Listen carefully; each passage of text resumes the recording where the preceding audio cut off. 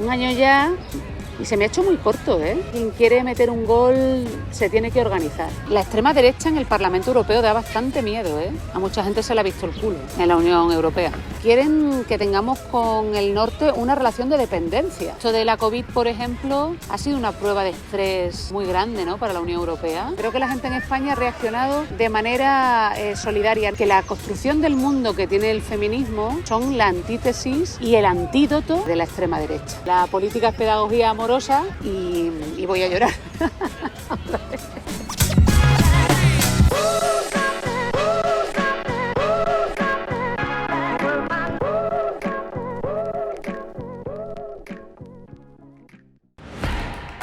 Ostras, me encantan las chapas. Rodríguez Palop, soy cabeza de lista de la candidatura Unidas Podemos Cambiar Europa. Este es mi vídeo preferido de todos los que he hecho. Fue el primero. Soy profesora universitaria. Estudié la carrera de Derecho. Creo que siempre seré feminista, ecologista y profesora de Filosofía del Derecho. Para mí, de Europa ha sido como un I+D+I con un equipo fabuloso de gente. 5 años por delante para profundizar en los temas en los que he trabajado siempre y que siempre me han motivado.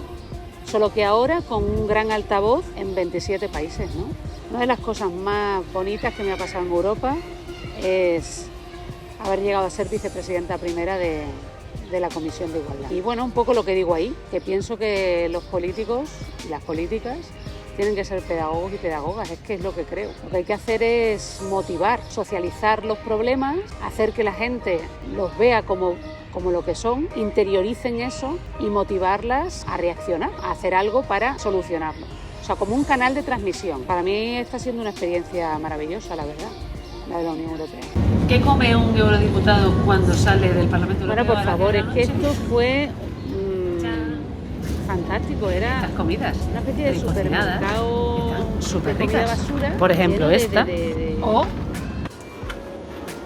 esta pizza fresca. Comida rápida para Por ejemplo, seguir trabajando y trabajando. Esta cosa medio obsesiva, medio workaholic que tiene allí la gente en Bruselas, ¿eh? La sede parlamentaria en Bruselas es bastante gris, es bastante dura. Las primeras semanas fueron súper duras, durísimas, las recuerdo agotadoras. No sabía muy bien qué estaba haciendo allí en realidad. O sea, qué es lo que podría llegar a hacer. Tenía una idea muy aproximada de lo que era el funcionamiento del Parlamento. Aparte, el Parlamento es un lugar muy difícil, muy complejo, burocrático, lento. Yo creo que el Parlamento te da muchos espacios para tener diálogos con la gente. Y de hecho, la muestra es que alrededor del Parlamento Europeo hay infinidad de oficinas de lobistas, pero también de asociaciones, ONGs, universidades que se la pasan hablando con los eurodiputados. No creo que haya Parlamento donde se hable más que en el Parlamento Europeo, porque es precisamente eso, un canal de comunicación. Como no tiene la labor de un parlamento estatal, porque no tiene iniciativa legislativa, es un gran eco, una gran plataforma comunicativa. Es un instrumento de presión y a ti te presionan para que tú presiones a la Comisión, para que tú presiones al Consejo. Te hacen lobby y en realidad tú haces lobby. Yo siempre fui anti-lobby, evidentemente, pero ahí he descubierto que en realidad quien quiere meter un gol se tiene que organizar.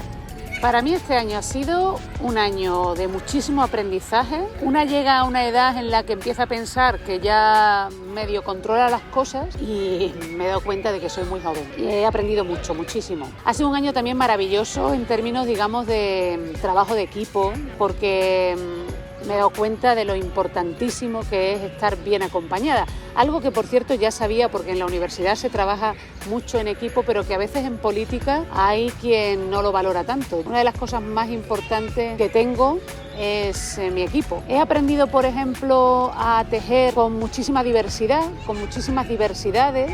Me he encontrado comunistas que no había conocido en España. Me he encontrado gente de extrema derecha que no sabía que existían. Posiciones ideológicas que yo creía desaparecidas. Y bueno, y he aprendido a dialogar con ellas, ¿no? Abrir mucho la mente. En el plano personal, para mí lo más duro ha sido dejar a mi hija en Madrid y viajar todas las semanas, echarla de menos, tener la sensación de que no le estaba prestando atención atención, de que no pasaba tiempo con ella, de que cuando llegaba estaba terriblemente cansada, de que el móvil no para de sonar, de que los Telegram no se agotan nunca y no tener la capacidad de estar concentrada en ella. Y después yo, siendo una persona muy concentrada a la hora de trabajar, porque he escrito libros, he escrito artículos que me exigían darle seguimiento a un único tema, una de las cosas que me han resultado más difícil ha sido la dispersión temática. A pesar de que he seguido trabajando mis mismas materias, la dispersión temática y dinámica que hay en la Unión Europea. Esto me ha costado, porque es prestar atención intensa a muchas cosas muy distintas a la vez. Esto de la COVID, por ejemplo, ha sido una prueba de estrés muy grande, ¿no?, para la Unión Europea. Hemos dado muchos bandazos, ha habido muchas ambigüedades, se ha reaccionado de forma tardía, como cuando vas al agua y se te ve el culo, ¿no? A mucha gente se le ha visto el culo en la Unión Europea.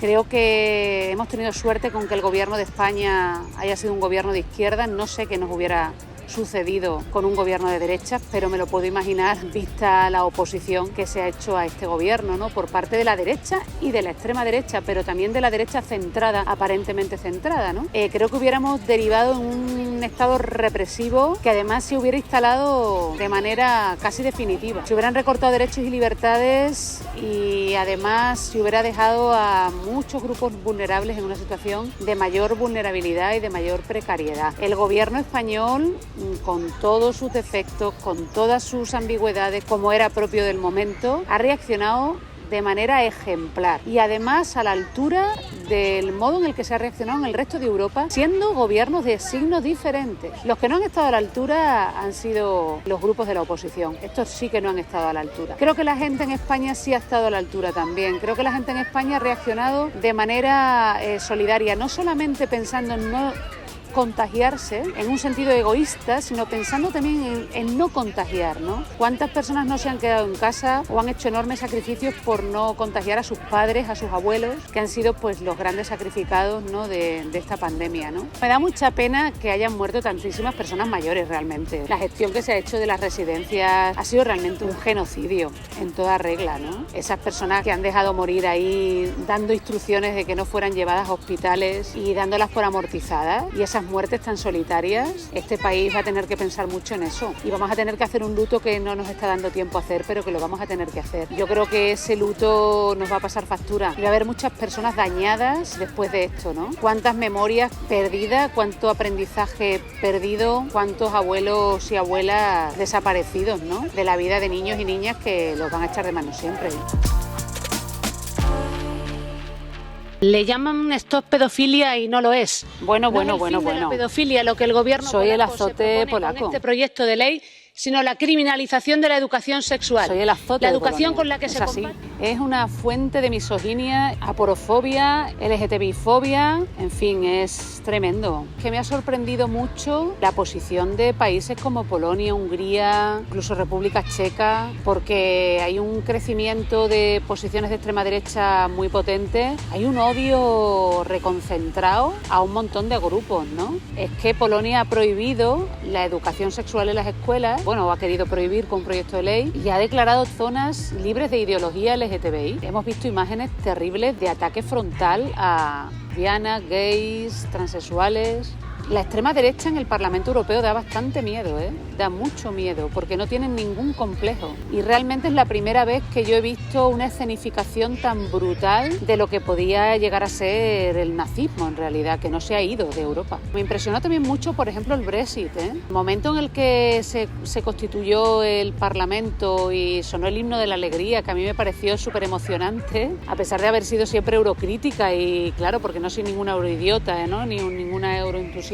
Pero, hombre, me parecía emocionante estar allí y de repente vi a estos del Brexit que se levantaron con sus camisetas, nos dieron la espalda a todos y ponía Brexit. Y dices, wow, ¿no? Son un montón de los momentos más terroríficos que yo creo que hemos vivido y que estamos viviendo todavía en la Unión Europea, es ver cómo el norte, representado por países, micropaíses, que en realidad son poquísimas personas, se dedica como a desconfiar del sur, a estigmatizar al sur y a intentar intentar evitar por todos los medios que el sur sea autónomo. Quieren que tengamos con el norte una relación de dependencia. Los grandes beneficiados de la Unión Europea, de la eurozona y del mercado único son estos países del norte, lo que ahora se llaman frugales y entonces hace años eran los austericidas. Holanda, Finlandia, Suecia, Austria, Dinamarca en alguna medida. Esto ha sido todo un descubrimiento, ¿no? Porque una siempre piensa como en Alemania y en realidad Alemania tiene posiciones bastante más ambiguas y más matizadas. Y después también me ha sorprendido mucho las posiciones del este, ¿no? El eje de Visegrado es como si viviéramos entre un norte austericida o austeritario y un este autoritario, porque el este tiene unas derivas realmente increíbles en términos de represión de derechos y libertades, ¿no?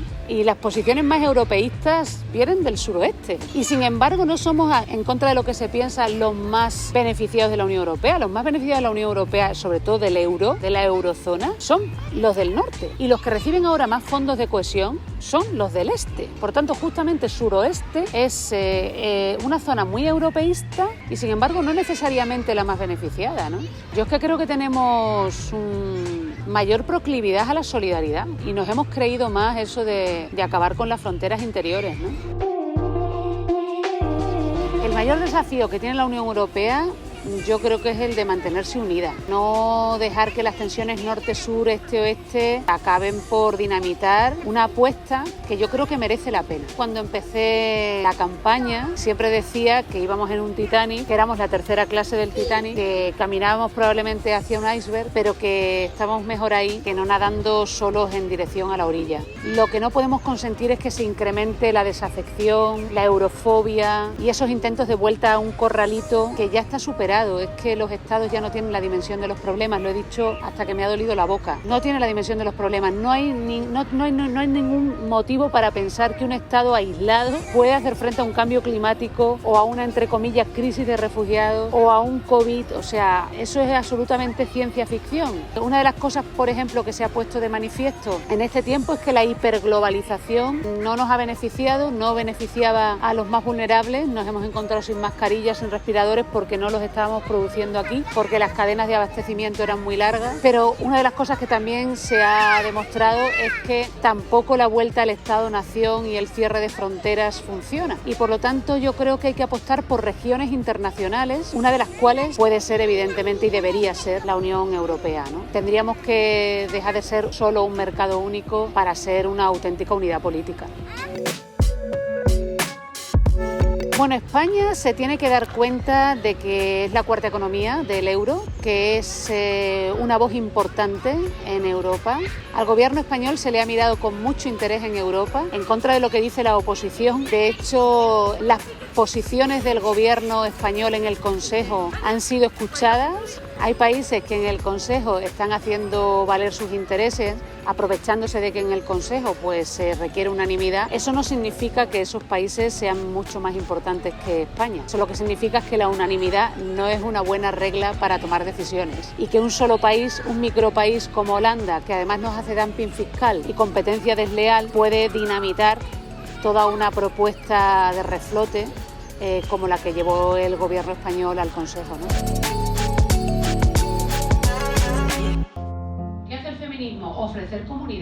Ofrecer comunidad, pero otra comunidad. Bueno, esto es Argentina. Mira, como feminista no he vivido nada más maravilloso. Esta movilización nunca en mi vida la había visto. Esta implicación de toda América Latina en estos encuentros nacionales en Argentina. O sea, yo aprendí muchísimo. Bueno, y conocí ahí a Ofelia Fernández, la diputada más joven de América Latina, que realmente me impresionó, ¿eh? Esta chica empezó con 16 años. La trajimos a nuestros diálogos feministas, porque una de las cosas más bonitas que hemos hecho este año han sido los diálogos feministas, que lo hemos hecho en Madrid, pero también en Bruselas, y hemos hablado con Saskia Sassen, Rita Segato, Cerruti. Hemos articulado un tejido, una red en América Latina. Empezamos Estuvimos con las salvadoreñas apoyándoles con el tema del derecho al aborto. Chile, muy importante. Íbamos a ir al plebiscito cuando nos asaltó el coronavirus y hemos apoyado mucho a la sociedad chilena también. Bueno, lo que hemos visto ha sido una situación de emergencia climática. Bueno, esto es México, esto ha sido de las experiencias más duras que yo he tenido. Control.